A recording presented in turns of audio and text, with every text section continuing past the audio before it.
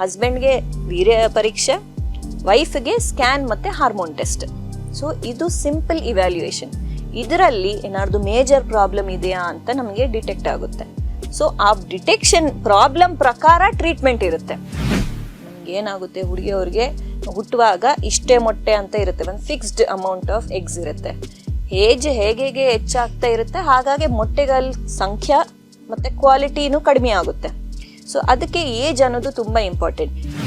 ತಿಂಗಳ ಕರೆಕ್ಟಾಗಿ ಪೀರಿಯಡ್ ಆಗ್ತಾ ಇದೆ ಅಂದರೆ ಈ ಟೈಮ್ನಲ್ಲಿ ಅವರು ಸೇರಿದರೆ ಅವ್ರದ್ದು ಚಾನ್ಸಸ್ ಜಾಸ್ತಿ ಇರುತ್ತೆ.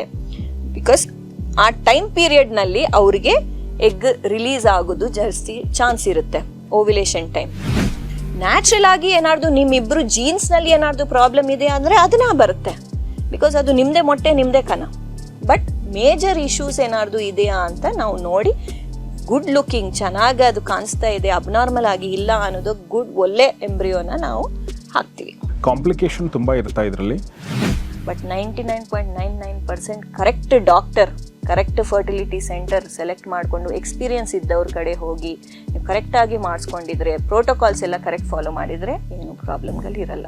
ಸ್ನೇಹಿತರೆ ನಮಸ್ಕಾರ. ಗೌರಿ ಶಕಿ ಸ್ಟುಡಿಯೋದ ವಿಶೇಷ ಕಾರ್ಯಕ್ರಮ ಫ್ಯಾಮಿಲಿ ಡಾಕ್ಟರ್, ನಿಮಗೆಲ್ಲ ಆತ್ಮೀಯ ಸ್ವಾಗತ. ನಾನು ಗೌರಿ ಶಕಿ.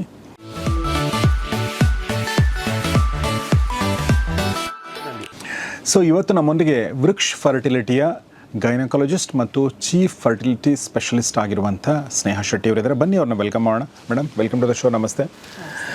ಸೊ ನಾನು ಫ್ಯಾಮಿಲಿ ಡಾಕ್ಟರ್ ಅಂದಾಗ ನಾವು ಫ್ಯಾಮಿಲಿ ಬಗ್ಗೆ ಮಾತಾಡ್ತಿರ್ತೀವಿ, ಅಂದರೆ ಆರೋಗ್ಯ ಸಮಸ್ಯೆಗಳ ಬಗ್ಗೆ ಮಾತಾಡೋಣ. ಬಟ್ ಫ್ಯಾಮಿಲಿ ಅಂದರೆ ಬೇಸಿಕಲಿ ಬರೋದೇ ಮಕ್ಕಳು ಅಲ್ವಾ? ಈಗ ಮದುವೆ ಆದವ್ರಿಗೆ ಕೇಳ್ತೀವಿ ಫ್ಯಾಮಿಲಿ ಯಾವಾಗ ಶುರು ಮಾಡ್ತಾಯಿದ್ದೀರಾ ಅಂಥೇಳಿ. ಸೊ ಅಂದರೆ ಮಕ್ಕಳು ಯಾವಾಗ ಮಾಡ್ಕೋತಾ ಇದ್ದೀರಾ ಅಂಥೇಳಿ. ಸೊ ನಮ್ಮ ಕನ್ನಡ ನಾಡಲ್ಲಿ ಮಕ್ಕಳಿರಲವ ಮನೆ ತುಂಬ ಈ ಥರ ಎಲ್ಲ ಇದೆ. ಮಕ್ಕಳು ಅನ್ನೋದು ನಮ್ಮ ಸೌಭಾಗ್ಯಗಳಲ್ಲಿ ಒಂದು, ಈ ಥರದೆಲ್ಲ ನಾವು ಅನ್ಕೋತೀವಿ. ಹೀಗಾಗಿ ಮಕ್ಕಳಿಲ್ಲದೆ ಇದ್ದಾಗ ಒಬ್ವಿಯಸ್ಲಿ ಗಂಡ ಹೆಂಡತಿಗೆ ಒಂದು ಸಣ್ಣ ಸಮಸ್ಯೆ ಆಗೋದು ಆ ಥರದ್ದೆಲ್ಲ ಆಗುತ್ತೆ. ಸೊ ನನ್ನ ಪ್ರಶ್ನೆ ಏನಂತಂದರೆ, ಮಕ್ಕಳು ಆಗ್ತಾ ಇಲ್ಲ ಅಂತ ಅಂದರೆ ನಮ್ಮ ಹತ್ರ ಸಮಸ್ಯೆ ಇದೆ, ನಮ್ಮ ಮಕ್ಕಳಾಗ್ತಾ ಇಲ್ಲ ಅಂತ ಗೊತ್ತಾಗೋದು ಯಾವಾಗ ಗಂಡ ಹೆಂಡತಿಗೆ? ಎಲ್ಲ ಆರೋಗ್ಯ ಚೆನ್ನಾಗಿದ್ದರೂ ಕೂಡ ಅಂದರೆ ಆಬ್ವಿಯಸ್ ಕೆಲವೊಂದು ಕಾರಣಗಳೇನಾದರೂ ಗೊತ್ತಾಗ್ತಾವೆ ಅವ್ರಿಗೆ, ಅಥವಾ ನಿಮ್ಮ ಹತ್ರ ಬರಬೇಕಾಗತ್ತಾ, ಹೇಗೆ? ಈ ಥರ ಕೆಲವೊಂದು ಬೇಸಿಕ್ ವಿಚಾರಗಳು ಮನೆಯಲ್ಲೇ ಕೂತ್ಕೊಂಡು ಅರ್ಥ ಮಾಡ್ಕೊಳ್ಳೋಂಥ ವಿಚಾರಗಳು ಏನು ಮೇಡಮ್?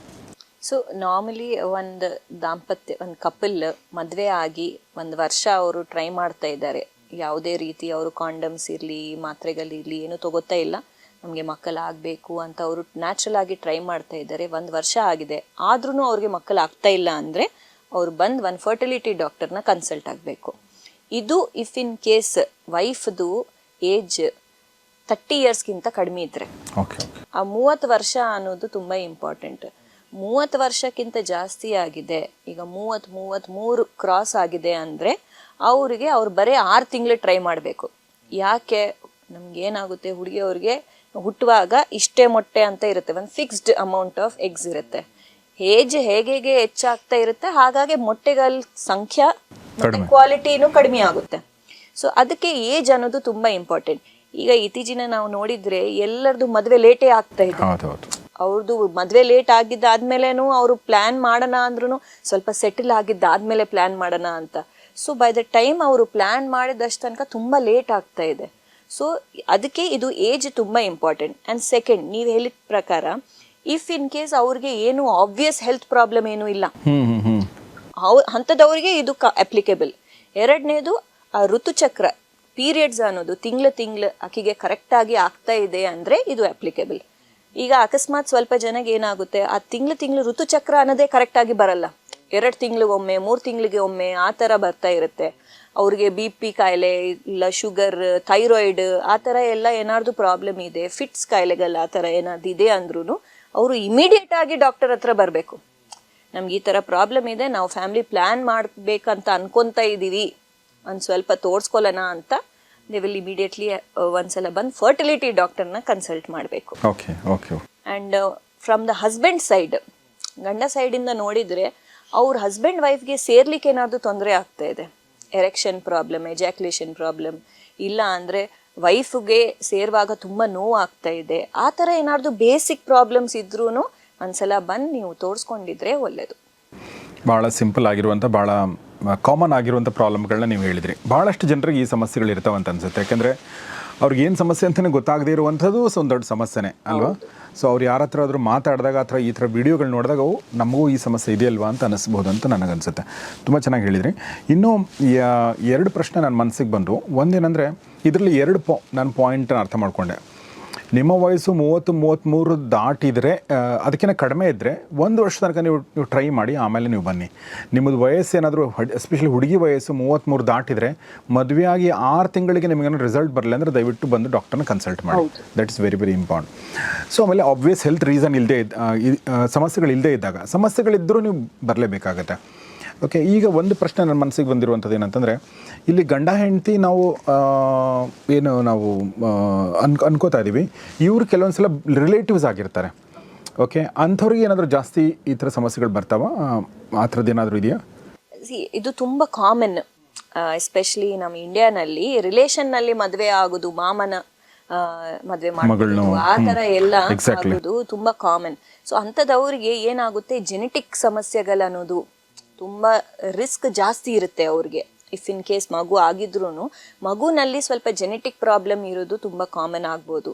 ಸೊ ಅಂಥದ್ದವರಿಗೆ ನಾವು ಒಂದ್ಸಲ ಬಂದ್ಬಿಟ್ಟು ಬೇಸಿಕ್ ಟೆಸ್ಟಿಂಗ್ ಮಾಡಿಸ್ತೀವಿ. ಅದ್ರ ಜೊತೆಗೆ ನಾವು ಕ್ಯಾರಿಯರ್ ಸ್ಕ್ರೀನಿಂಗ್ ಅಂತ ಸ್ವಲ್ಪ ಅಡ್ವಾನ್ಸ್ ಜೆನೆಟಿಕ್ ಟೆಸ್ಟಿಂಗನ್ನು ಮಾಡ್ಬೋದು.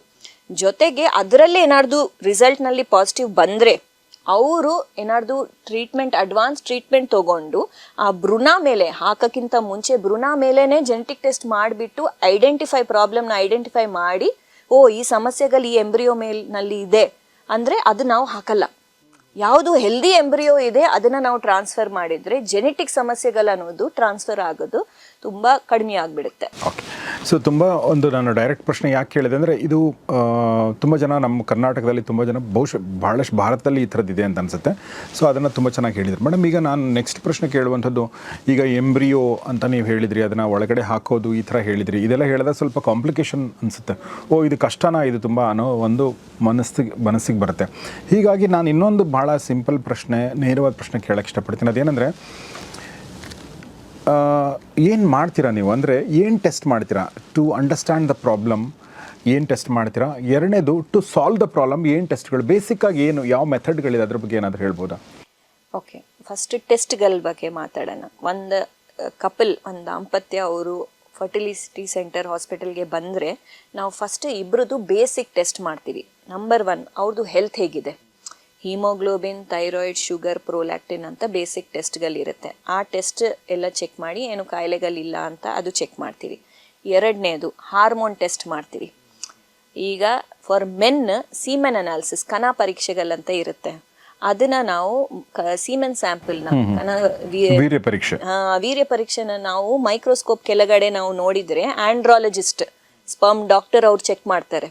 ಚೆಕ್ ಮಾಡಿ ಎಷ್ಟು ಕಣ ಇದೆ, ಅದರಲ್ಲಿ ಮೂವೀಸ್ನಲ್ಲಿ ತೋರಿಸ್ತಾರಲ್ಲ ಸ್ವಿಮ್ ಮಾಡ್ಕೊತ ಮುಂದಕ್ಕೆ ಹೋಗಬೇಕು, ಆ ಥರ ಚಲನೆ ಶಕ್ತಿ ಚೆನ್ನಾಗಿರಬೇಕು, 30% ಚಲನೆ ಶಕ್ತಿ ಚೆನ್ನಾಗಿರಬೇಕು, ಇನ್ಫೆಕ್ಷನ್ ಏನು ಇರಬಾರ್ದು. ಈ ಥರ ಎಲ್ಲ ನಾವು ವೀರ್ಯ ಪರೀಕ್ಷೆ ಮಾಡಿ ನಮಗೆ ಗೊತ್ತಾಗುತ್ತೆ. ಈಗ ವುಮೆನ್ಗೆ, ಹೆಂಡತಿಗೆ ಆ ಥರ ಏನೂ ಇಲ್ಲ. ಸೊ ನಾವು ಹಾರ್ಮೋನ್ ಟೆಸ್ಟ್ ಮಾಡಬೇಕು, ಪ್ಲಸ್ ಬೇಸಿಕ್ ಸ್ಕ್ಯಾನ್ ಮಾಡಬೇಕು. ಹಾರ್ಮೋನ್ ಟೆಸ್ಟ್ನಲ್ಲಿ ನಮಗೆ ಹಾರ್ಮೋನಲ್ ಇಂಬ್ಯಾಲೆನ್ಸ್ ಇದೆಯಾ, ಮೊಟ್ಟೆ ಕ್ವಾಲಿಟಿ ಹೇಗಿದೆ ಅಂತ AMH ಅಂತ ಒಂದು ಪರೀಕ್ಷೆಯಿಂದ ಗೊತ್ತಾಗುತ್ತೆ. ಎರಡನೇದು, ಸ್ಕ್ಯಾನ್ ಮಾಡಿದರೆ ಗರ್ಭಕೋಶ ಹೇಗಿದೆ, ಅಂಡಾಶೀಲನಲ್ಲಿ ಫಾಲಿಕಲ್ಸ್ ಅಂತ ಹೇಳ್ತೀವಿ. ಆ ಫಾಲಿಕಲ್ ನಂಬರ್ ಅವ್ರ ಏಜ್ ಪ್ರಕಾರ ಇಷ್ಟಿರಬೇಕು ಅಂತ ಇರುತ್ತೆ. ಇಲ್ಲಿ 10, ಇಲ್ಲಿ 10, ಇಲ್ಲ ತುಂಬ ಕಡಿಮೆ ಇದೆಯಾ, ಇಲ್ಲ ತುಂಬ ಜಾಸ್ತಿ ಇದೆಯಾ ಏನು ಅಂತ ಅದು ನಾವು ಸ್ಕ್ಯಾನ್ನಲ್ಲಿ ಬೇಸಿಕ್ ಇವ್ಯಾಲ್ಯೂಯೇಷನ್ ಮಾಡ್ತೀವಿ. ಅಂಡಾಣುಗಳ ಸಂಖ್ಯೆ ಹೇಳ್ತಾರದ ನೀವು? ಹೌದು. ಸೊ ಪ್ರತಿ ಎಗ್ಸ್ ನಮಗೆ ಕಾಣಲ್ಲ. ಈಗ ನಮಗೆ ಬ್ಯಾಕ್ಟೀರಿಯಾ, ವೈರಸ್ ಹೇಗೆ ಕಾಣಲ್ಲ, ವೀರ್ಯ ಪರೀಕ್ಷೆ ಮಾಡಿದ್ರೇನೆ ಅದರಲ್ಲೇ ನಮಗೆ ಸ್ಪರ್ಮ್ಸ್ ಅನ್ನೋದು, ವೀರ್ಯ ಅನ್ನೋದು ಕಾಣಿಸುತ್ತೆ. ಇಲ್ಲಾಂದ್ರೆ ಅದನ್ನು ನಮಗೆ ಕಾಣಲ್ಲ. ಹಾಗೆ ಸ್ಕ್ಯಾನ್ನಲ್ಲಿ ನಮಗೆ ಗರ್ಭಕೋಶ ಬಾಜು ಓವರೀಸ್ ಅಂತ ಇರುತ್ತೆ. ಅಂಡಾಶೀಲನಲ್ಲಿ ಬರೀ ಬ್ಲ್ಯಾಕ್ ರೌಂಡ್ ಫಾಲಿಕಲ್ ಇರುತ್ತೆ. ಆ ಫಾಲಿಕಲ್ ಒಳಗಡೆ ಎಗ್ ನಮಗೆ ಕಾಣಲ್ಲ, ಬರೀ ಫಾಲಿಕಲ್ಸ್ ಅಂತ ಕಾಣುತ್ತೆ. ಯಾಕಂದ್ರೆ ಎಗ್ ರಿಲೀಸ್ ಆಗೋ ತಿಂಗಳಿಗೆ ಒಂದ್ಸಲ ಮಾತ್ರ. ಹೌದು, ಅದು ಫಾಲಿಕಲ್ ಸ್ಲೋಲಿ ಒಂದು ಯಾವುದೋ ಕಡೆ right side or left side ಒಂದು ಫಾಲಿಕಲ್ ಗ್ರೋ ಆಗಿ ಒಂದು ಬೆಲೂನ್ ತರ ಒಂದು ದಪ್ಪ ಆಗಿ ಅದು ರಪ್ಚರ್ ಆಗುತ್ತೆ. ಸೊ ಅದ್ರ ಒಳಗಡೆ ಮೊಟ್ಟೆ ಇದ್ರೆ ಅದು ಹೊರಗೆ ಬಂದಿಡುತ್ತೆ. ಆ ಪ್ರಾಸೆಸ್ನ, ಈ ರಪ್ಚರ್ ಆಗೋ ಪ್ರಾಸೆಸ್ನ ಓವ್ಯುಲೇಷನ್ ಅಂತ ಹೇಳ್ತೀವಿ. ಸೊ ಅದನ್ನ ಎಗ್ ರಿಲೀಸ್ ಆಗೋ ಟೈಮ್ ಅಂತ ಹೇಳ್ತೀವಿ. ಸೊ ಇದು ನಾವು ಸ್ಕ್ಯಾನ್ ನಲ್ಲಿ ನೋಡಿದ್ರೆ ನಮ್ಗೆ ಗೊತ್ತಾಗ್ಬಿಡುತ್ತೆ, ಓ ಈಕಿಗೆ ಮೊಟ್ಟೆ ಫಾಲಿಕಲ್ ಗ್ರೋ ಆಗಿ ಮೊಟ್ಟೆ ರಿಲೀಸ್ ಆಗ್ತಾ ಇದೆಯಾ ಇಲ್ಲ ಅಂತ. So basic scan. ಸೊ ಇಬ್ರಿಗೆ ಫಸ್ಟ್ ಬೇಸಿಕ್ ಹೆಲ್ತ್, ಹಸ್ಬೆಂಡ್ಗೆ ವೀರ್ಯ ಪರೀಕ್ಷೆ, ವೈಫ್ಗೆ ಸ್ಕ್ಯಾನ್ ಮತ್ತು ಹಾರ್ಮೋನ್ ಟೆಸ್ಟ್. ಸೊ ಇದು ಸಿಂಪಲ್ ಇವ್ಯಾಲ್ಯೂಯೇಷನ್. ಇದರಲ್ಲಿ ಏನಾದ್ರು ಮೇಜರ್ ಪ್ರಾಬ್ಲಮ್ ಇದೆಯಾ ಅಂತ ನಮಗೆ ಡಿಟೆಕ್ಟ್ ಆಗುತ್ತೆ. ಸೊ ಆ ಡಿಟೆಕ್ಷನ್ ಪ್ರಾಬ್ಲಮ್ ಪ್ರಕಾರ ಟ್ರೀಟ್ಮೆಂಟ್ ಇರುತ್ತೆ. ಟ್ರೀಟ್ಮೆಂಟ್ ಅನ್ನೋದು 3. ಫಸ್ಟ್ ನ್ಯಾಚುರಲ್ ಕನ್ಸೆಪ್ಷನ್, ನ್ಯಾಚುರಲ್ಗೆ ಟ್ರೈ ಮಾಡೋದು. ಅವರು ಹಸ್ಬೆಂಡ್ ವೈಫ್ ಈ ಟೈಮ್ನಲ್ಲಿ ಸೇರಿದರೆ ಕರೆಕ್ಟಾಗಿ ಅವ್ರಿಗೆ ಚಾನ್ಸಸ್ ಜಾಸ್ತಿ ಇದೆ. ಸೊ ನಾನು ಓವ್ಯುಲೇಷನ್ ಅಂತ ಹೇಳಿದ್ನಲ್ಲ, ಈ ಮೊಟ್ಟೆ ರಿಲೀಸ್ ಆಗೋ ಟೈಮ್ನಲ್ಲಿ ಅವರಿಬ್ರು ಗಂಡ ಹೆಂಡತಿ ಸೇರಿದ್ರೆ ಚಾನ್ಸಸ್ ಜಾಸ್ತಿ ಇರುತ್ತೆ. ಇದು ನನಗೆ ಹೇಳಿ, ಇದನ್ನು ಸ್ವಲ್ಪ ಎಲಾಬರೇಟ್ ಮಾಡಿ. ಅಂದರೆ ಓವಲೇಷನ್ ಟೈಮಲ್ಲೇ ಸೇರ್ಬೇಕಾ? ಓವಲೇಷನ್ ಎಷ್ಟು ದಿನ ಅದೊಂದು ಟೈಮ್ ಇರುತ್ತೆ, ಡ್ಯೂರೇಷನ್ ಏನಿರುತ್ತೆ ಅದು? ಅರೌಂಡ್ 5 to 7 days ಇರುತ್ತೆ. ನ್ಯಾಚುರಲಿ ಎಲ್ಲರೂ ಬಂದ್ಬಿಟ್ಟು ಈ ಟೈಮ್ನಲ್ಲಿ ಸೇರ್ಬೇಕಂತ ಇರಲ್ಲ. ಫರ್ಟೈಲ್ ವಿಂಡೋ ಅಂತ ಹೇಳ್ತೀವಿ. ತಿಂಗಳ ಕರೆಕ್ಟಾಗಿ ಪೀರಿಯಡ್ ಆಗ್ತಾ ಇದೆ ಅಂದರೆ ಈ ಟೈಮ್ನಲ್ಲಿ ಅವರು ಸೇರಿದರೆ ಅವ್ರದ್ದು ಚಾನ್ಸಸ್ ಜಾಸ್ತಿ ಇರುತ್ತೆ. ಬಿಕಾಸ್ ಆ ಟೈಮ್ ಪೀರಿಯಡ್ನಲ್ಲಿ ಅವರಿಗೆ ಎಗ್ ರಿಲೀಸ್ ಆಗೋದು ಜಾಸ್ತಿ ಚಾನ್ಸ್ ಇರುತ್ತೆ, ಓವ್ಯುಲೇಷನ್ ಟೈಮ್. ಸೊ ಆ ಟೈಮ್ನಲ್ಲಿ ಅವರು ಸೇರಬೇಕು. ಆಲ್ಟರ್ನೇಟ್ ಡೇಸ್ ಇಲ್ಲ ಅಂದರೆ 3 ದಿನಗೊಮ್ಮೆ ಸೇರಿದರೆ ಚಾನ್ಸಸ್ ಆಫ್ ಪ್ರೆಗ್ನೆನ್ಸಿ ಜಾಸ್ತಿ. ಎಷ್ಟು ದಿನ ಆ ಥರ ಅವ್ರಿಗೆ ವಿಂಡೋ ಇರುತ್ತೆ? ಅದೊಂದು ಫರ್ಟೈಲ್ ವಿಂಡೋ ಅಂತ ಏನು ಹೇಳಿದ್ರಿ ನೀವು? ಪೀರಿಯಡ್ಸ್ ಆಗಿ ನೀವು ಹೇಳ್ತಾರದ? ಈಗ ಪೀರಿಯಡ್ ಅಂದರೆ ಬ್ಲೀಡಿಂಗ್ ಸ್ಟಾರ್ಟ್ ಆಗೋದು ದಿನನ ಡೇ 1 ಅಂತ ಹೇಳ್ತೀವಿ. Okay, correct. ಆ ಟೈಮಿಂದ ನಾವು ಕ್ಯಾಲ್ಕುಲೇಟ್ ಮಾಡಬೇಕು. ಇವತ್ತು ಬ್ಲೀಡಿಂಗ್ ಸ್ಟಾರ್ಟ್ ಆಗಿದೆ ಅಂದರೆ ಇವತ್ತು first day, second day, third day, ಆ ಥರ 10ನೇ ದಿನದಿಂದ 12 ದಿನ, from 10th to 18th day ಮಧ್ಯದಲ್ಲಿ ಅವರು ಇದರ ಆಲ್ಟರ್ನೇಟ್ ಡೇಸ್ ಇಲ್ಲ ಒನ್ಸ್ ಇನ್ 3 days ಅವರು ಟ್ರೈ ಮಾಡಬೇಕು. ಸೊ ಪೀರಿಯಡ್ ಆಗಿ 10ನೇ ದಿನದಿಂದ 15ನೇ ದಿನ ತನಕ ನೀವು ಹೇಳ್ತಾ ಇದ್ದೀರಾ? 18ನೇ ದಿನ, ಸುಮಾರು 8-9 ದಿನಗಳ ಗ್ಯಾಪ್ ಇರುತ್ತೆ, ಟೈಮ್ ಇರುತ್ತೆ ಅವ್ರಿಗೆ. Okay okay okay. ಸೊ ಆ ಟೈಮ್ನಲ್ಲಿ ಅವರು ಇಬ್ಬರು ಟ್ರೈ ಮಾಡಿದರೆ ದೆನ್ ಚಾನ್ಸಸ್ ಆಫ್ ಪ್ರೆಗ್ನೆನ್ಸಿ ಜಾಸ್ತಿ. ಸೊ ಟ್ರೀಟ್ಮೆಂಟ್ ಅಂದರೆ ಏನು? ಅವರಿಗೆ ಸ್ವಲ್ಪ ಮಾತ್ರೆಗಳೆಲ್ಲ ಕೊಡ್ತೀವಿ. ಸ್ವಲ್ಪ ಜನಗೆ ಓವ್ಯುಲೇಷನೇ ಆಗಲ್ಲ, ಅಂಥದ್ದವ್ರಿಗೆ ನಾವು ಬರೀ ಸ್ವಲ್ಪ ಮಾತ್ರೆ ಕೊಟ್ಬಿಟ್ಟು ಬರೀ ಇದು ಫಾಲಿಕಲ್ನ ಟ್ರ್ಯಾಕ್ ಮಾಡಿದರೆ, ಆ ಟ್ರ್ಯಾಕ್ ಮಾಡಿ ಆ ಓವ್ಯುಲೇಷನ್ ಆಗೋ ಟೈಮ್ ಪೀರಿಯಡ್ ಅವ್ರಿಗೆ ಹೇಳ್ತೀವಿ, ಓಕೆ ಈಗ ನಿಮಗೆ ಓವ್ಯುಲೇಷನ್ ಆಗ್ತಾ ಇದೆ, ಈಗ ನೀವು ನ್ಯಾಚುರಲ್ ಟ್ರೈ ಮಾಡಿರಿ ಅಂತ. That is simple ovulation induction ಅನ್ನೋದು ಟ್ರೀಟ್ಮೆಂಟ್. ಎರಡನೇದು IUI ಅಂತ ಹೇಳ್ತೀವಿ. ಇಫ್ ಇನ್ ಕೇಸ್ ಅವ್ರು ನ್ಯಾಚುರಲ್ ಆಗಿ ಈ ಥರ ಟ್ರೈ ಮಾಡಿದ್ರೂ ಆಗ್ತಾ ಇಲ್ಲ, ಆರ್ ಹಸ್ಬೆಂಡ್ ವೀರ್ಯ ಪರೀಕ್ಷೆ ಮಾಡಿದರೆ ಸ್ಪರ್ಮ್ಸ್ ತುಂಬ ಕಡಿಮೆ ಇದೆ, ಚಲನೆ ಶಕ್ತಿ ತುಂಬ ಕಡಿಮೆ ಇದೆ, ಅಂಥದ್ದವರಿಗೆ ನಾವು ಓವ್ಯುಲೇಷನ್ ಟೈಮ್ನಲ್ಲಿ ಹಸ್ಬೆಂಡ್ನ ಸ್ಯಾಂಪಲ್ ಕೊಡೋಕ್ಕೆ ಹೇಳ್ತೀವಿ ಫರ್ಟಿಲಿಟಿ ಸೆಂಟರ್ನಲ್ಲಿ. ಅದನ್ನು ವಾಶ್ ಮಾಡಿ ಎಲ್ಲ ಸತ್ತೋಗೋ ಸ್ಪರ್ಮ್ಸ್, ಡೆಡ್ ಸ್ಪರ್ಮ್ಸ್, ಇನ್ಫೆಕ್ಷನ್ಸ್ ಎಲ್ಲ ತೆಗೆದುಬಿಟ್ಟು ಒಳ್ಳೆ ಮೊಟಿಲಿಟಿ ಇದ್ದು ಚಲನೆ ಶಕ್ತಿ ಇದ್ದು ಕಣನ ಗರ್ಭಾಶಯ ಒಳಗಡೆ ಇಡ್ತೀವಿ. ಸೊ ಅದನ್ನ IUI ಅಂತ ಹೇಳ್ತಾರೆ. ಇಂಟ್ರಾ ಯೂಟ್ರೈನ್ ಇನ್ಸೆಮಿನೇಷನ್ ಅಂದರೆ ಯೂಟ್ರಸ್ ಒಳಗಡೆ, ಗರ್ಭಕೋಶ ಒಳಗಡೆ ನಾವು ಒಳ್ಳೆ ಕಣಗಳನ್ನ ಇಡುದು. ಸೊ ಇದು ಸೆಕೆಂಡ್ ಬೇಸಿಕ್ ಫರ್ಟಿಲಿಟಿ ಟ್ರೀಟ್ಮೆಂಟ್. ನೀವು ನ್ಯಾಚುರಲ್ ಆಗಿನೂ ಟ್ರೈ ಮಾಡ್ಬೋದು, ಪ್ಲಸ್ ಜೊತೆಗೆ ನಾವು ಕರೆಕ್ಟ್ ಟೈಮ್ನಲ್ಲಿ ಒಳ್ಳೆ ಸ್ಪರ್ಮ್ಸ್ನ ಗರ್ಭಾಶಯನಲ್ಲಿ ಇಡ್ತಾ ಇದ್ದೀವಿ. Third is IVF for test tube baby. Okay okay. ಅದರಲ್ಲಿ ನಾವು ಪ್ರತಿ ತಿಂಗಳು ಒಂದೇ ಮೊಟ್ಟೆ ರಿಲೀಸ್ ಆಗೋದು, ಒಂದೇ ಫಾಲಿಕಲ್ ರಿಲೀಸ್ ಆಗ್ತಾ ಇದೆ. ಆ ಟೈಮ್ನಲ್ಲಿ ಟ್ರೈ ಮಾಡ್ತಾ ಇದ್ರಿ, ಇಲ್ಲ ಅಂದ್ರೆ ನಾವು ಗರ್ಭಕೋಶ ಒಳಗಡೆ ಇಡ್ತಾ ಇದ್ವಿ. ಬೇರೆ ಎಲ್ಲ ಫಾಲಿಕಲ್ಸ್ ಏನಾಗ್ತಾ ಇದೆ ಅದೆಲ್ಲ ಸತ್ತೋಗ್ತಾ ಇದೆ. ನೆಕ್ಸ್ಟ್ ಮಂತ್ ಪ್ರೆಗ್ನೆನ್ಸಿ ಆಗಿಲ್ಲ, ಪೀರಿಯಡ್ ಬಂದಿದೆ ಅಂದ್ರೆ ಹೊಸ ಬ್ಯಾಚ್ ಆಫ್ ಎಗ್ಸ್ ಬರುತ್ತೆ, ಹೊಸ ಬ್ಯಾಚ್ ಆಫ್ ಫಾಲಿಕಲ್ಸ್. IVF ನಲ್ಲಿ ನಾವು ಏನ್ ಮಾಡ್ತಾ ಇದೀವಿ, ವೈಫ್ಗೆ ಸ್ವಲ್ಪ ಇಂಜೆಕ್ಷನ್ಸ್ ಕೊಡ್ತೀವಿ. 8 ದಿನ 10 ದಿನ ಒಂದು ಇಂಜೆಕ್ಷನ್ ಇರುತ್ತೆ. ಆ ಇಂಜೆಕ್ಷನ್ ಮೂಲಕ ಈ ಫಾಲಿಕಲ್ಸ್ ಎಲ್ಲ 2 ಕಡೆ ಫಾಲಿಕಲ್ಸ್ ಎಲ್ಲ ಫಾಲಿಕಲ್ಸ್ನ ನಾವು ದೊಡ್ಡ ಮಾಡ್ತಾ ಇದೀವಿ. ಫಾಲಿಕಲ್ಸ್ನ ದೊಡ್ಡದು ಮಾಡ್ತಾ ಇದ್ದೀವಿ. All the follicles will grow. Normally ಒಂದೇ ಫಾಲಿಕಲ್ ಗ್ರೋ ಆಗುತ್ತೆ ನ್ಯಾಚುರಲ್ ಆಗಿ, ಬೇರೆದೆಲ್ಲ ಇಟ್ ವಿಲ್ ಡೈ. ನಾವು IVF ಮೂಲಕವಾಗಿ, ಇಂಜೆಕ್ಷನ್ಸ್ ಮೂಲಕವಾಗಿ ಎಲ್ಲ ಫಾಲಿಕಲ್ಸ್ನ ದೊಡ್ಡ ಮಾಡಿಬಿಟ್ಟು ರೆಡಿ ಮಾಡ್ತಾ ಇದ್ದೀವಿ. ಒಂದ್ಸಲ ಅದೆಲ್ಲ ರೆಡಿ ಆಗಿದೆ, ಒಂದು ಸೈಜ್ ಬರಬೇಕು 19 to 20 mm ಅಂತ. ಆ ಸೈಜ್ ಬಂದಿದೆ ಅಂದರೆ ಎನಸ್ಥೀಶಿಯಾ ಅಂದರೆ ಪ್ರಜ್ಞೆ ತಪ್ಪಿಸೋದು ಮಾತ್ರೆ, ಸಲೈನ್ ಹೇಗೆ ಕೊಡ್ತೀವಿ ಆ ಥರ ಕೊಟ್ಬಿಟ್ಟು ಕೆಳಗಿಂದ ವೆಜೈನಾ ಮೂಲಕವಾಗಿ ನಾವು ಸ್ಕ್ಯಾನ್ನಲ್ಲಿ ನೋಡ್ತಾ ಈ ಫಾಲಿಕಲ್ದು ನೀರೆಲ್ಲ ತೆಗಿತಾ ಇದ್ದೀವಿ. ಆ ನೀರನ್ನ ಮೈಕ್ರೋಸ್ಕೋಪ್ನಲ್ಲಿ ನೋಡಿದರೆ ಮೊಟ್ಟೆ ಇದೆಯಾ ಇಲ್ಲ ಗೊತ್ತಾಗುತ್ತೆ. ಅದರಲ್ಲಿ ಯಾವುದು ಒಳ್ಳೆ ಮೊಟ್ಟೆಗಳಿದೆ, ಒಂದು ಬೆಸ್ಟ್ ಸ್ಪರ್ಮ್ ಕಣನ ಸೆಲೆಕ್ಟ್ ಮಾಡಿ ಅದರಲ್ಲಿ ಹಾಕಿ ನಾವು ಭ್ರೂಣನ ಕಲ್ಚರ್ ಮಾಡ್ತೀವಿ ಹೊರಗಡೆನೆ. ಹೌದು, ಲ್ಯಾಬ್ನಲ್ಲಿ. ಸೊ ಈ ಲ್ಯಾಬ್ ಅನ್ನೋದು ಇನ್ಕ್ಯುಬೇಟರ್ಸ್, ಲ್ಯಾಬ್ ಇದೆಲ್ಲ ಅನ್ನೋದು ಇಟ್ಸ್ ಸೇಮ್ ಲೈಕ್ ನಮ್ಮದು ಗರ್ಭಾಶಯ ಹೇಗಿದೆ, ಗರ್ಭಕೋಶ ಎನ್ವಿರಾನ್ಮೆಂಟ್ ಹೇಗಿರುತ್ತೆ ಹಾಗೇ ಇರುತ್ತೆ. ಸೊ ಅದು ಯಾವುದು ಡೆವಲಪ್ ಆಗಿ ಒಳ್ಳೆ ಭ್ರೂಣ ಇದೆ ಅದನ್ನು ನಾವು ಗರ್ಭಕೋಶನಲ್ಲಿ ಹಾಕ್ತೀವಿ. ಸೊ ಏನು ಒಳ್ಳೇದಿಲ್ಲ, ಸೊ ಅಬ್ನಾರ್ಮಲ್ ಆಗಿ ಎಂಬ್ರಿಯೋಸ್ ಇರೋದು, ಅಬ್ನಾರ್ಮಲ್ ಎಗ್ಸ್ನ ಎಲ್ಲನ ತೆಗಿತಾ ಇದ್ವಿ. So we are even reducing chances of miscarriage. Abortions ಆಗೋದು ಎಲ್ಲ ಅಬ್ನಾರ್ಮ್ಯಾಲಿಟೀಸ್ ಅದೆಲ್ಲ ಏನೂ ಆಗಲ್ಲ, ಯಾಕಂದರೆ ಒಳ್ಳೆಯದು ನಾವು ನೋಡಿ ಹಾಕ್ತಾ ಇದ್ವಿ. ನ್ಯಾಚುರಲ್ ಆಗಿ ಏನಾದ್ರು ನಿಮ್ಮಿಬ್ಬರು ಜೀನ್ಸ್ನಲ್ಲಿ ಏನಾದ್ರು ಪ್ರಾಬ್ಲಮ್ ಇದೆ ಅಂದರೆ ಅದನ್ನ ಬರುತ್ತೆ, ಬಿಕಾಸ್ ಅದು ನಿಮ್ಮದೇ ಮೊಟ್ಟೆ ನಿಮ್ಮದೇ ಕಣ. ಬಟ್ ಮೇಜರ್ ಇಶ್ಯೂಸ್ ಏನಾದ್ರು ಇದೆಯಾ ಅಂತ ನಾವು ನೋಡಿ ಗುಡ್ ಲುಕಿಂಗ್ ಚೆನ್ನಾಗಿ ಅದು ಕಾಣಿಸ್ತಾ ಇದೆ, ಅಬ್ನಾರ್ಮಲ್ ಆಗಿ ಇಲ್ಲ ಅನ್ನೋದು ಒಳ್ಳೆ ಎಂಬ್ರಿಯೋನ ನಾವು ಹಾಕ್ತೀವಿ. ಯಾವಾಗ ಹಾಕ್ತಿರೋದನ್ನ ಮೀನ್ ನೀವು ಹೊರಗಡೆ ಕಲ್ಚರ್ ಮಾಡಿದ್ಮೇಲೆ ಮತ್ತೆ ಒಳಗಡೆ ಅದನ್ನ ಅದನ್ನ ಒಳಗಡೆ ಹಾಕ್ತಿರಲ್ವಾ, ಅದನ್ನ ಎಷ್ಟು ದಿನ ಆದ್ಮೇಲೆ ಹಾಕ್ತಿರೋದನ್ನ? ಸೊ ಅದನ್ನ ಎಂಬ್ರಿಯೋ ಟ್ರಾನ್ಸ್ಫರ್ ಅಂತ ಹೇಳ್ತೀವಿ. ಎಂಬ್ರಿಯೋ ಅಂದ್ರೆ ಆ ಭ್ರೂಣ. ಆ ಟ್ರಾನ್ಸ್ಫರ್ ಮಾಡೋದು 2 ಟೈಪ್ಸ್ ಇರುತ್ತೆ. ಒಂದು fresh embryo transfer, frozen embryo transfer. ಈಗ ಫ್ರೆಶ್ ಎಂಬ್ರಿಯೋ ಟ್ರಾನ್ಸ್ಫರ್ ಅಂದರೆ ಈ ತಿಂಗಳು ನಾವು ಮೊಟ್ಟೆ ತೆಗೆದಿದ್ವಿ, 3 ದಿನ ನಾವು ಕಲ್ಚರ್ ಮಾಡಿದ್ವಿ, 3 ದಿನ ಇಲ್ಲ 5 ದಿನ ಮ್ಯಾಕ್ಸಿಮಮ್, ಅದಾದಮೇಲೆ ನಾವು ಅದೇ ತಿಂಗಳಿನಲ್ಲಿ 5 ದಿನ ಆದಮೇಲೆ ನಾವು ಹಾಕ್ಬೋದು. ಇಫ್ ಇನ್ ಕೇಸ್ ಗರ್ಭಕೋಶ ಲೈನಿಂಗ್ ಚೆನ್ನಾಗಿದೆ, ಬ್ಲಡ್ ಫ್ಲೋ ಚೆನ್ನಾಗಿದೆ, ಹಾರ್ಮೋನ್ ಪರೀಕ್ಷೆಗಳು ಚೆನ್ನಾಗಿದೆ ಅಂದರೆ ನಾವು ಅದೇ ತಿಂಗಳಿನಲ್ಲಿ 3-5 ದಿನ ಆದಮೇಲೆ ಹಾಕ್ಬೋದು. ಸ್ವಲ್ಪ ಜನಗೆ ಗರ್ಭಕೋಶ ಲೈನಿಂಗ್ ಚೆನ್ನಾಗಿರಲ್ಲ, ಬ್ಲಡ್ ಫ್ಲೋ ಚೆನ್ನಾಗಿರಲ್ಲ, ಅವ್ರ ಹಾರ್ಮೋನ್ಸ್ ತುಂಬ ಪ್ರಾಬ್ಲಮ್ ಇರುತ್ತೆ, ವೆರಿ ಹೈ ಹಾರ್ಮೋನ್ ಲೆವೆಲ್ ಇದ್ದರೆ, ಅವ್ರು ಅದು ಸಪೋರ್ಟ್ ಚೆನ್ನಾಗಿಲ್ಲ ಅಂದರೆ ನಾವು ಹಾಕಲ್ಲ. ಆ ಎಂಬ್ರಿಯೋಸ್ನ ಆ ಭ್ರೂಣಗಳನ್ನ ಫ್ರೀಸ್ ಮಾಡಿ ಇಟ್ಬಿಡ್ತೀವಿ. ಆಮೇಲೆ ನೆಕ್ಸ್ಟ್ ಮಂತ್ ಅವ್ರಿಗೆ ಯಾವಾಗ ಬೇಕು, ಸ್ವಲ್ಪ ಜನ ಆಮೇಲೆ ನಾವು 2-3 ತಿಂಗಳಾದ್ಮೇಲೆ ಇಲ್ಲ 6 ತಿಂಗಳಾದ್ಮೇಲೆ ಟ್ರಾನ್ಸ್ಫರ್ ಮಾಡ್ಕೊತೀವಿ, ಇಲ್ಲ ನಾವು ಬರೀ ಫ್ರೀಸ್ ಮಾಡಿ ಇಟ್ಬಿಡ್ತೀವಿ ಡಾಕ್ಟರ್, ಆಮೇಲೆ ನಾವು ಟ್ರಾನ್ಸ್ಫರ್ ಮಾಡ್ತೀವಿ ಅಂತ ಹೇಳ್ತಾರೆ.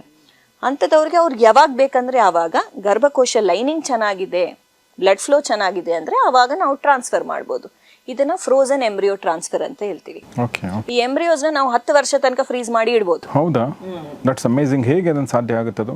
ನಾವು ಲಿಕ್ವಿಡ್ ನೈಟ್ರೋಜನ್ ಅಂತ ಇರುತ್ತೆ, ಅದರಲ್ಲಿ ನಾವು ಫ್ರೀಸ್ ಮಾಡಿ ಇಡ್ಬೋದು. ಸೊ ಏನು ಚೇಂಜಸ್ ಏನಾಗಲ್ಲ. ಇಷ್ಟು ವರ್ಷ ಅಂದರೆ ಅದೇನಾದ್ರು ಹಾಳಾಗುತ್ತಾ ಅಂದರೆ ಆದ್ರೂ ಏನಿಲ್ಲ. Quality will not get compromised are nothing. ಈಗ ಸೈನ್ಸ್ ಎಷ್ಟು ಅಡ್ವಾನ್ಸ್ ಆಗಿದೆ ಅಂದರೆ ಇದನ್ನ ವಿಟ್ರಿಫಿಕೇಶನ್ ಪ್ರಾಸೆಸ್ ಅಂತ ಹೇಳ್ತೀವಿ. ಸೊ ಈ ವಿಟ್ರಿಫಿಕೇಶನ್ ಪ್ರಾಸೆಸ್ ಮೂಲಕವಾಗಿ ಅವ್ರಿಗೆ ಏನೂ ಪ್ರಾಬ್ಲಮ್ ಏನೂ ಇರಲ್ಲ. ಅಮೇಝಿಂಗ್ ಅನ್ಸುತ್ತೆ, ಮಿರಾಕಲ್ ಅನ್ಸುತ್ತಲ್ವ ಇದು ಒಂಥರ ಕೇಳ್ತಾ ಇದ್ರೆ ಅಲ್ವಾ? ಯಾಕಂದ್ರೆ ನೇಚರ್ ಮಾಡುವಂಥ ಕೆಲಸವನ್ನ ಸೈನ್ಸ್ ಮಾಡ್ತಾ ಇದೆ ಈಗ ಅಲ್ವಾ?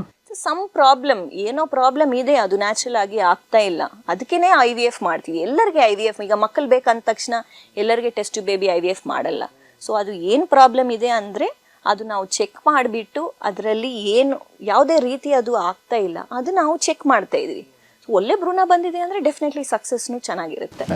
ಯಾಕೆ ಕೆಲವರು ನೀವು ಹೇಳಿದ್ರಲ್ಲ, ಕೆಲವರು 1 ವರ್ಷ 2 ವರ್ಷ ಆದಮೇಲೆ ಫ್ರೋಸನ್ ನಾವು ಆಮೇಲೆ ತಗೋತೀವಿ ಅಂತಾರೆ, ಯಾಕೆ ಹೇಳ್ತಾರೆ ಹಂಗೆ? ಎಂಬ್ರಿಯೋ ಫ್ರೀಸಿಂಗ್ ಈಗ ನಾವು ಡಿಸ್ಕಸ್ ಮಾಡಿರ್ತಾರ, ಸ್ವಲ್ಪ ಜನಗೆ ಹೀಗೆ ಮದುವೆ ಆಗಿದೆ ಡಾಕ್ಟರ್, ನಮ್ಗೆ ಹೀಗೆ ಮಕ್ಕಳು ಬೇಡ, ಬಟ್ ನಮ್ಮ ಏಜ್ ಈಗ ಆಲ್ರೆಡಿ 35 ಆಗಿದೆ, 35-40 ಆಗ್ತಾ ಇದೆ, ನಾವು ಎಂಬ್ರಿಯೋಸ್ ಫ್ರೀಸ್ ಮಾಡಿ ಇಟ್ಬಿಡ್ತೀವಿ ಅಂತ ಆ ಥರನೂ ಯೋಚನೆ ಮಾಡ್ತಾರೆ ಜನ. ಆ ಥರನೂ ಸುಮಾರು ಜನ ಇದ್ದಾರೆ. ಈಗ ನೀವು ಕೇಳಿರ್ಬೋದು ಎಷ್ಟು ಜನ ಆಕ್ಟ್ರೆಸಸ್, ಸೆಲೆಬ್ರಿಟೀಸ್, ಮತ್ತೆ ಕರಣ್ ಜೋಹರ್, ಸರೋಗೆಸಿ, ಪ್ರಿಯಾಂಕಾ ಚೋಪ್ರಾ, ಎಗ್ ಫ್ರೀಸಿಂಗ್, ಇದೆಲ್ಲ ಸುಮಾರು ಜನಗಳಿದ್ದಾರೆ. ಹಾಗೆ ಈಗ ಎಲ್ಲ egg freezing, embryo freezing option awareness ಅನ್ನೋದು ತುಂಬಾ ಜಾಸ್ತಿ ಆಗಿದೆ. ಎಗ್ ಕೂಡ ಫ್ರೀಸ್ ಮಾಡಿಡ್ಬೋದು ನಾವು. ಹೌದು, ಎಗ್ಸ್, ಸ್ಪರ್ಮ್ಸ್, ಎಂಬ್ರಿಯೋಸ್ ಈ ಥರ ಫ್ರೀಸ್ ಮಾಡಿ ನಾವು ಇಡ್ಬೋದು 10 ವರ್ಷ ತನಕ. ಸೊ ನಿಮಗೆ ಏನಾಗ್ತಾ ಇದೆ, ನಿಮ್ಮ ಕೆರಿಯರ್, ನಿಮ್ಮ ಲೈಫ್ ಇದೆಲ್ಲ ನಾರ್ಮಲ್ ಆಗಿ ನಡೀತಾ ಇದೆ, ನಿಮ್ಗೆ ಅದು ಭಯ ಇರಲ್ಲ. ಎಕ್ಸಾಕ್ಟ್ಲಿ, ಕ್ವಾಲಿಟಿ ಹೋಗ್ಬಿಡುತ್ತೆ ಅಂತ. ಓ ಮೈ ಗಾಡ್, ನನಗೆ ಈಗ ಯಾರನ್ನೋ ಮದುವೆ ಮಾಡ್ಕೊಂಡು ನಾನು ಏಜ್ ಆಗಿದೆ ಅಂತ ನಾನು ಮದುವೆ ಮಾಡ್ಕೋಬೇಕಾ? ಆ ಥರ ಏನು, you have to find right person ನಮಗೆ ಸಿಗಬೇಕು. ಇಲ್ಲ ಅಂದರೆ I mean the peak of my career, ಈಗ ನನಗೆ ಮಕ್ಕಳು ಅದೆಲ್ಲ ಅಂದರೆ ಕಷ್ಟ, ನಾನು ಆಮೇಲೆ ಪ್ಲ್ಯಾನ್ ಮಾಡ್ಕೊತೀನಿ ಅಂತಲೂ ಇರ್ತಾರೆ. ಎಕ್ಸಾಕ್ಟ್ಲಿ. ಸ್ವಲ್ಪ ಜನಗೆ ಏನು ಅವ್ರ ಏಜ್ ತುಂಬ ಕಡಿಮೆ ಇರುತ್ತೆ, ಬಟ್ ಅವ್ರಿಗೆ ಮೊಟ್ಟೆ ಸಂಖ್ಯೆ ತುಂಬ ಕಡಿಮೆ ಇರೋದು. ಆ್ಯಂಡ್ ಈಗ ಇತ್ತೀಚಿನ ನಾವು ನೋಡ್ತಾ ಇದ್ದರೆ ಆರ್ಮಿ ಪರ್ಸನ್ಸ್ ಇಲ್ಲ ಪೊಲೀಸ್ ಪೀಪಲ್ ಅವರೆಲ್ಲ ಏನಾದ್ರು ಪೋಸ್ಟಿಂಗ್ಸ್ಗೆ ಹೋಗ್ತಾ ಇದ್ದಾರೆ, ಅದೆಲ್ಲ ಅಂದ್ರೂ ಅವ್ರಿಗೆ ಒಂದು ಭಯ ಇರುತ್ತೆ. ಅಂಥದ್ದವ್ರನ್ನೂ ಬಂದುಬಿಟ್ಟು ಸ್ಪರ್ಮ್ಸ್ನ ಫ್ರೀಸ್ ಮಾಡಿ ಇಡ್ತಾ ಇದ್ದೀವಿ. ಸೊ ಆ ಥರ ಎಲ್ಲ ಇಟ್ ಡಿಪೆಂಡ್ಸ್. ತುಂಬ ಚೆನ್ನಾಗಿ ಹೇಳಿದ್ರಿ, ತುಂಬ ಜನರಿಗೆ ಅರ್ಥ ಆಗಿದೆ ಅಂತ ಅನ್ಕೋತೀನಿ, ತುಂಬ ಯೂಸ್ಫುಲ್ ಆಗಿದೆ ಅಂತ ಅನ್ಕೋತೀನಿ. ಫೈನಲ್ ಆಗಿ ನಾನು ಈ ಪ್ರೊಸೆಸ್ ಏನು ಇದೆ ಇದಕ್ಕೆ ಗಂಡ ಹೆಂಡತಿ ತಮ್ಮ ಏನು ಹೇಳಿ ತಮ್ಮ ದೇಹ ಮನಸ್ಸು ಎಲ್ಲವೂ ಕೂಡ ನಿಮಗೆ ಕೊಡಬೇಕಾಗುತ್ತೆ ಅಲ್ವಾ? ಸೊ ಇಟ್ಸ್ ಅಂದರೆ ನಾನು ಹೇಳೋದು ಕಾಂಪ್ಲಿಕೇಶನ್ ತುಂಬ ಇರ್ತಾ ಇದರಲ್ಲಿ, ಆ ಥರದ್ದು ಏನಾದರೂ ಇರುತ್ತೆ, ಅದು ಸಿಂಪಲ್ ಆಗಿ ಏನೋ ಆಗುತ್ತಾ ಇದು ಅನ್ನೋದು ಪ್ರಶ್ನೆ. ಸಿಂಪಲ್ ಆಗಿ ಅಂದರೆ ಕಾಂಪ್ಲಿಕೇಶನ್ ಅಂದರೆ ಈಗ ಇದು 50 ಇಯರ್ಸಿಂದ ನಡೀತಾ ಇದೆ. ಫಸ್ಟ್ IVF, ನಾನು IVF ಬಗ್ಗೆ ಮಾತಾಡ್ತಾ ಇದ್ದೀನಿ, I am not talking about simple treatments ಬಗ್ಗೆ, ಟೆಸ್ಟ್ ಟ್ಯೂಬ್ ಬೇಬಿ ಬಗ್ಗೆ ಮಾತಾಡ್ತಾ ಇದ್ದೀನಿ. ಇದು ಫಸ್ಟ್ ಬೇಬಿ ಬಾರ್ನ್ ಆಗಿ 50 ಇಯರ್ಸ್ ಪ್ಲಸ್ ಆಗಿದೆ. ಅವ್ರಿಗೂ ನ್ಯಾಚುರಲ್ ಆಗಿ ಈಗ ಮಗು ಆಗಿದೆ. ಓಕೆ. ಅಷ್ಟು ಪ್ರಾಬ್ಲಮ್ಸ್ ಇದ್ರೆ ಇಷ್ಟು ಫರ್ಟಿಲಿಟಿ ಸೆಂಟರ್ಸ್ ಇರ್ತಾ, ಇಷ್ಟು ನಾವು ಡಿಸ್ಕಸ್ ಮಾಡ್ತೀವ. ಅದನ್ನು ನಾವು as Indians we are very emotional. ನಮಗೆ ಇದು ಮಕ್ಕಳ ಬಗ್ಗೆ ಇದೆಲ್ಲ ಅಂದರೆ ನಾವು ರಿಸ್ಕ್ ಯಾವಾಗಲೂ ತೊಗೊಳಲ್ಲ. ಸೊ ನಾನು ಹೇಳಿದ ಥರ ಇಫ್ ಅಟ್ ಆಲ್ ಏನಾದ್ರು ನಿಮಗೆ ಸಮಸ್ಯೆಗಳಿದೆ ಅಂದರೆ ಅದು ಡೆಫಿನೆಟ್ಲಿ ಮಗುಗೂ ಬರುತ್ತೆ. ಈ ಪ್ರೊಸೀಜರ್ ಮೂಲಕವಾಗಿ ನಾವು ಏನಾದ್ರು ಮಾಡ್ತಾ ಇದ್ದೀವಿ, ಏನೋ ಇಂಡ್ಯೂಸ್ ಮಾಡ್ತಾ ಇದ್ದೀವಿ ಅನ್ನೋದು ಏನೂ ಇರಲ್ಲ. ಸೆಕೆಂಡ್ ಕಾಂಪ್ಲಿಕೇಶನ್ ಅಂದರೆ ಅಕಾರ್ಡಿಂಗ್ ಟು ಮೀ, ನಾವು ಹಲ್ಲು ತೆಗಿಲಿಕ್ಕೆ ಹೋಗಿದ್ರು ಎನೆಸ್ಥೀಷಿಯಾ ಕೊಟ್ಟು ಅದರಲ್ಲಿನೂ ಕಾಂಪ್ಲಿಕೇಶನ್ ಪ್ರಾಬ್ಲಮ್ ಆಗ್ಬೋದು. ಅದು ಎನೆಸ್ಥೀಷಿಯಾ ರಿಲೇಟೆಡ್ ಇರಲಿ, ಎನಿ ಪ್ರೊಸೀಜರ್ ರಿಲೇಟೆಡ್ ಇರಲಿ, ಕಾಂಪ್ಲಿಕೇಶನ್ ಆಗ್ಬೋದು. But 99.99% correct doctor, correct fertility centre select ಮಾಡಿಕೊಂಡು ಎಕ್ಸ್ಪೀರಿಯನ್ಸ್ ಇದ್ದವ್ರ ಕಡೆ ಹೋಗಿ ನೀವು ಕರೆಕ್ಟಾಗಿ ಮಾಡಿಸ್ಕೊಂಡಿದ್ರೆ, ಪ್ರೋಟೋಕಾಲ್ಸ್ ಎಲ್ಲ ಕರೆಕ್ಟ್ ಫಾಲೋ ಮಾಡಿದರೆ ಏನು ಪ್ರಾಬ್ಲಮ್ಗಳು ಇರಲ್ಲ. That's wonderful. ಸೊ ದಯವಿಟ್ಟು ಈ ವಿಡಿಯೋ ನಿಮ್ಮೆಲ್ಲ ಸ್ನೇಹಿತರೊಂದಿಗೆ ಶೇರ್ ಮಾಡಿ. ಯಾಕೆ ಅಂತಂದರೆ ನಾವು ಕನ್ನಡಿಗರು, ಬೇಸಿಕಲಿ ಕರ್ನಾಟಕದವರು, ಅದು ನಾವು ಭಾರತೀಯರ ಎಮೋಷ್ನಲ್ ಬೀಯಿಂಗ್ಸ್. ಮಕ್ಕಳ ಬಗ್ಗೆ ನಮಗೊಂದು ಪ್ರೀತಿ ಜಾಸ್ತಿನೇ ಇರುತ್ತೆ. ನಾವು ಮುದ್ದು ಮಾಡಿ ಹಾಳು ಮಾಡ್ತೀವಿ ಕೆಲವೊಂದು ಸಲ ಮಕ್ಕಳನ್ನ, ಅಷ್ಟು ನಾವು ಪ್ರೀತಿ ಮಾಡ್ತೀವಿ. ಬಟ್ ಮಕ್ಕಳಿಲ್ಲದೆ ಇದ್ದಾಗ ಒಂದು ವ್ಯಾಕ್ಯೂಮ್ ಕ್ರಿಯೇಟ್ ಆಗಿಬಿಡುತ್ತೆ ಗಂಡ ಹೆಂಡತಿ ಮಧ್ಯೆ. ಮತ್ತು ಗಂಡ ಹೆಂಡತಿ ಮಧ್ಯೆ ಆ್ಯಕ್ಚುಲಿ ಒಂದು ಮೊನಾಟನಿ ಬ್ರೇಕ್ ಮಾಡೋದೇ ಮಗು ಬಂದಾಗ. ಇಲ್ಲಾಂದರೆ ಅವ್ರು ತುಂಬ ಕರಿಯರಲ್ಲಿ ಬ್ಯುಸಿ ಇದ್ದರೆ ತೊಂದರೆ ಇಲ್ಲ. ಅದೂ ಇಲ್ಲ ಅಂತಂದಾಗ ಮಕ್ಕಳಾಗದೇ ಇದ್ದರೆ ಖಂಡಿತ ಅವ್ರ ಮೇಲೆ ಅದು ಸ್ಟ್ರೆಸ್ ಕ್ರಿಯೇಟ್ ಆಗುತ್ತೆ. ಹೀಗಾಗಿ ಈ ಥರದ ಒಂದು ಸೆಂಟರ್ಗಳಿಗೆ ದಯವಿಟ್ಟು ಹೋಗಿ ಅಂತ ಕೇಳ್ತೀನಿ. ಇನ್ನು ವೃಕ್ಷ ಬಗ್ಗೆ ಹೇಳಿ ಡಾಕ್ಟರ್ ಸ್ನೇಹ ಅವರೇ, ನಿಮ್ಮ ಬಗ್ಗೆ ಹೇಳಿ. ನೀವು ಎಷ್ಟು ವರ್ಷಗಳಿಂದ ನೀವು ಇದರಲ್ಲಿದ್ದೀರಾ? How do you feel about this, ನಿಮ್ಮ ವೃತ್ತಿ ಬಗ್ಗೆ? ನಾನು ಆಲ್ಮೋಸ್ಟ್ 15 ವರ್ಷ ಆಗಿದೆ ಈಗ ಮೆಡಿಕಲ್ ಫೀಲ್ಡ್ನಲ್ಲಿ ಬಿಟ್ಟು. ಸೊ MBBS ಆದಮೇಲೆ ನನಗೆ ವುಮೆನ್ ಹೆಲ್ತ್ನಲ್ಲೇ ನಾನು ಸ್ಪೆಷಲೈಸ್ ಮಾಡಬೇಕು ಅಂತ ಅದು ಒಂದಿತ್ತು, ಫಾರ್ ಮೆನಿ ರೀಸನ್ಸ್. ಅದರಲ್ಲಿ ನಾನು ಸ್ಪೆಷಲೈಸೇಷನ್ ಮಾಡಿದ್ದಾದಮೇಲೆ ಆಬ್ಸ್ಟೆಟಿಕ್ಸ್ ಪ್ರಾಕ್ಟೀಸ್ ಮಾಡುವಾಗ, ಅಂದರೆ ಡೆಲಿವರಿ ಪ್ರಾಕ್ಟೀಸ್ ಅದೆಲ್ಲ ಮಾಡುವಾಗ, ಅವಾಗ ನಾವು ನೋಡ್ತಾ ಇದ್ದರೆ ಇದು ಒಂದು ಸೌತ್ ಇಂಡಿಯಾನಲ್ಲಿಯ ಇಲ್ಲ ಓವರ್ ಆಲ್ ಇಂಡಿಯಾನಲ್ಲಿ ಐ ಥಿಂಕ್ ಇದು ಒಂದು ಇರುತ್ತೆ. ಅವ್ರಿಗೆ ಮಕ್ಕಳು ಯಾರು ಆಗಿಲ್ಲ ಅಂಥದ್ದವರು ಬರಲ್ಲ ಮಗುನ ನೋಡಲಿಕ್ಕೆ ಡೆಲಿವರಿ ಆದಮೇಲೆ.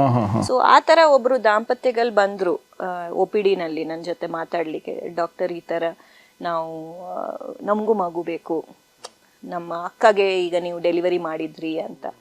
ಅವ್ರಿಗೆ ಎಷ್ಟು ಅದು ತುಂಬ ಇಮೋಷ್ನಲ್ ಮೂಮೆಂಟ್ ಆಗಿತ್ತು. ನಮಗೆ ಮದುವೆ ಆಗಿ ಈಗ 15 ವರ್ಷ ಆಗಿದೆ ಡಾಕ್ಟರ್, ಈ ಥರ ಅಂತ. ಆಯಿತು, ನೀವು ಇದು ಪ್ರಾಬ್ಲಮ್ ಏನಂತ ಫುಲ್ ಹಿಸ್ಟ್ರಿ ತೊಗೊಂಡು ಬೇಸಿಕ್ ಇವ್ಯಾಲ್ಯೂಯೇಷನ್ ಮಾಡುವಾಗ ಆಕೆಗೆ ಮೊಟ್ಟೆ ರಿಲೀಸೇ ಆಗ್ತಾ ಇಲ್ಲ. ಸೊ ನಾವು ಬರೀ ಸ್ವಲ್ಪ ಟ್ಯಾಬ್ಲೆಟ್ಗಳು ಕೊಟ್ಬಿಟ್ಟು ಮೊಟ್ಟೆ ರಿಲೀಸ್ ಆಗೋ ಟೈಮ್ನಲ್ಲಿ ನೀವು ನ್ಯಾಚುರಲಾಗಿ ಟ್ರೈ ಮಾಡಿರಿ ಅಂತ ಹೇಳಿದ್ವಿ. ಆ ಟೈಮ್ನಲ್ಲಿ they tried and within 1 month she got pregnant.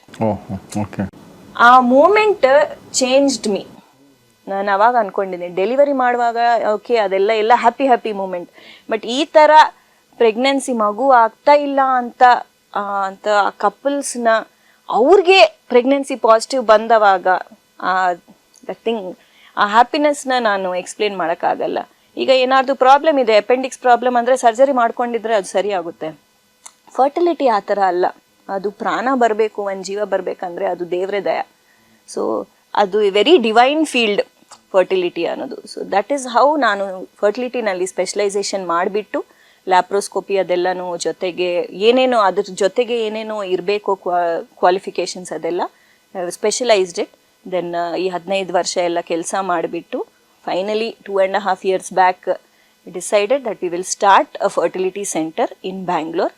And ಅದು it has to be very ethical, ಕರೆಕ್ಟಾಗಿ ನಿಮಗೆ ಇದು ಇದೆ ಈ ಥರ ಇರಬೇಕು ಇಂಟರ್ನ್ಯಾಷನಲ್ ಸ್ಟ್ಯಾಂಡರ್ಡ್ಸ್ ಪ್ರಕಾರ. ಪ್ರತಿ ಕಡೆ ಏನಾಗುತ್ತೆ, ಮೋಸ್ಟ್ ಆಫ್ ದ ಸೆಂಟರ್ಸ್ನಲ್ಲಿ ದಾಂಪತ್ಯಗಳು ಅವರು ಹೋಗ್ತಾರೆ, ಟ್ರೀಟ್ಮೆಂಟ್ ತೊಗೋತಾರೆ. ಅವ್ರಿಗೆ ನಾವು ಕೇಳ್ತೀವಿ, ಓಕೆ ನೀವು IVF ಮಾಡಿಸಿದ್ರೆ, ಟೆಸ್ಟ್ ಟ್ಯೂಬ್ ಬೇಬಿ ಮಾಡಿಸಿದ್ರೆ ಎಷ್ಟು ಮೊಟ್ಟೆಗಳು ಬಂದಿದೆ ಗೊತ್ತಿಲ್ಲ. ಓಕೆ ಸಮ್ಮರಿ ಏನಾದ್ರು ಕೊಟ್ರಾ, ಭ್ರೂಣ ಎಷ್ಟು ಬಂದಿದೆ, ಹೇಗಿತ್ತು ಗೊತ್ತಿಲ್ಲ, ಅವ್ರೇನು ಕೊಟ್ಟಿಲ್ಲ. ಇಲ್ಲ ಅಂದರೆ ಅವ್ರ ಕಡೆನೇ ಇದೆ. ಇಲ್ಲ, you have to have everything. ಅದು ನಮಗೂ ಒಂದು ಐಡಿಯಾ ಬರುತ್ತೆ ಆ್ಯಸ್ ಡಾಕ್ಟರ್ಸ್, ನಿಮಗೂ ಒಂದು ಐಡಿಯಾ ಬರುತ್ತೆ. ಇಲ್ಲಾಂದರೆ ನಾವು ಒಪಿನಿಯನ್ ಹೇಗೆ ಕೊಡೋದು, ಏನಾಗಿದೆ ಯಾಕೆ ಆಗಿಲ್ಲ ಅಂತ ಅದನ್ನು ನಮ್ಗೆ ಗೊತ್ತಾಗಬೇಕು. So it is a very ethical transparent centre, no nonsense centre, fully 100% transparent and international ಸ್ಟ್ಯಾಂಡರ್ಡ್ಸ್ನಲ್ಲಿ ಸೆಟ್ ಮಾಡಿಬಿಟ್ಟು ಕಪಲ್ಸ್ನ ಹೆಲ್ಪ್ ಮಾಡೋಣ ಅಂತ ಆ ಉದ್ದೇಶದಿಂದ ವೃಕ್ಷ ಫರ್ಟಿಲಿಟಿ ಅಂತು ನಾವು 2.5 years ಬ್ಯಾಕ್ ಸ್ಟಾರ್ಟ್ ಮಾಡಿದ್ವಿ. ಈಗ we have started 1 more centre in Whitefield. Just 1 month ಬ್ಯಾಕೆ ಸ್ಟಾರ್ಟ್ ಮಾಡಿದ್ವಿ. ಸೊ HSR ಲೆವೆಟಲ್ಲಿ ಮುಂಚೆ ಶುರು ಮಾಡಿ ಈಗ ವೈಟ್ ಫೀಲ್ಡಲ್ಲಿ ಕೂಡ ಶುರು ಮಾಡ್ತಾ ಇದ್ದಾರೆ. ಸೊ ಈ ಥರ ಸಮಸ್ಯೆಗಳಿದ್ದವರು ಎಲ್ಲರೂ ನೀವು ವೃಕ್ಷ್ ಫರ್ಟಿಲಿಟಿಗೆ ಹೋಗಿ ಅವರ ಫೋನ್ ನಂಬರ್ಗಳು, ಇಮೇಲ್ ಐ ಡಿ, ಅವರ ಕಾಂಟ್ಯಾಕ್ಟ್ ಡೀಟೇಲ್ಸ್ ಎಲ್ಲವನ್ನು ಕೂಡ ಪುನೀತ್ ಅವರು ನಮ್ಮ ಕಮ್ಯುನಿಟಿ ಪೇಜಲ್ಲಿ ಮತ್ತು ಕಮೆಂಟ್ ಬಾಕ್ಸಲ್ಲಿ ಮತ್ತು ಡಿಸ್ಕ್ರಿಪ್ಷನಲ್ಲಿ ಹಾಕಿರ್ತಾರೆ. ದಯವಿಟ್ಟು ಅದನ್ನು ನೋಡಿ ಸಂಪರ್ಕಿಸಿ ಮತ್ತು ಅವ್ರ ಜೊತೆಗೆ ಮಾತಾಡಿ ಅಂತ ಹೇಳ್ತಾ ಇವತ್ತಿನ ಈ ಎಪಿಸೋಡ್ನ ಮುಗಿಸ್ತಾ ಇದ್ದೀನಿ. ಈ ವಿಚಾರಗಳನ್ನ ತುಂಬ ನೀಟಾಗಿ ನಮಗೆ ಹೇಳಿದಂಥ ಡಾಕ್ಟರ್ ಸ್ನೇಹಾ ಶೆಟ್ಟಿ ಅವರಿಗೆ ನಿಮ್ಮ ಪರವಾಗಿ ಧನ್ಯವಾದಗಳು madam. Thank you very much ನಮ್ಮ ಜೊತೆ ಮಾತಾಡಿದೆ. Thanks a lot. ಸೊ ಸ್ನೇಹಿತರೆ, ಇದು ಫ್ಯಾಮಿಲಿ ಡಾಕ್ಟರ್ ಕಾರ್ಯಕ್ರಮದಲ್ಲಿ ವೃಕ್ಷ್ ಫರ್ಟಿಲಿಟಿ ಈ ಒಂದು ಸೆಂಟರ್ನ ಚೀಫ್ ಫರ್ಟಿಲಿಟಿ ಸ್ಪೆಷಲಿಸ್ಟ್ ಆಗಿರುವಂಥ ಡಾಕ್ಟರ್ ಸ್ನೇಹಾ ಶೆಟ್ಟಿ ಅವರೊಂದಿಗಿನ ಮಾತುಕತೆ. ಈ ಕುರಿತಾಗಿ ನಿಮ್ಮ ಅನಿಸಿಕೆ ಏನು ಮತ್ತು ನಾವು ಯಾವುದಾದ್ರೂ ವಿಚಾರಗಳನ್ನ ಬಿಟ್ಟಿದ್ದರೆ ದಯವಿಟ್ಟು ಅದನ್ನು ಕಮೆಂಟ್ ಬಾಕ್ಸಲ್ಲಿ ತಿಳಿಸಿ. ಇದಾದ ನಂತರ 3 ಎಪಿಸೋಡ್ಗಳಿದೆ, ಆ ಎಪಿಸೋಡ್ಗಳನ್ನ ಕೂಡ ನೋಡಿ ಅಂತ ಹೇಳ್ತಾ ಇವತ್ತಿನ ಎಪಿಸೋಡ್ ಮುಗಿಸ್ತಾ ಇದ್ದೀನಿ. ನೋಡ್ತಾರೆ ಗೌರಿ ಶೆಟ್ಟಿ ಸ್ಟುಡಿಯೋ, ನೋಡ್ತಾರೆ ಫ್ಯಾಮಿಲಿ ಡಾಕ್ಟರ್ ಕಾರ್ಯಕ್ರಮ. ನಮಸ್ಕಾರ.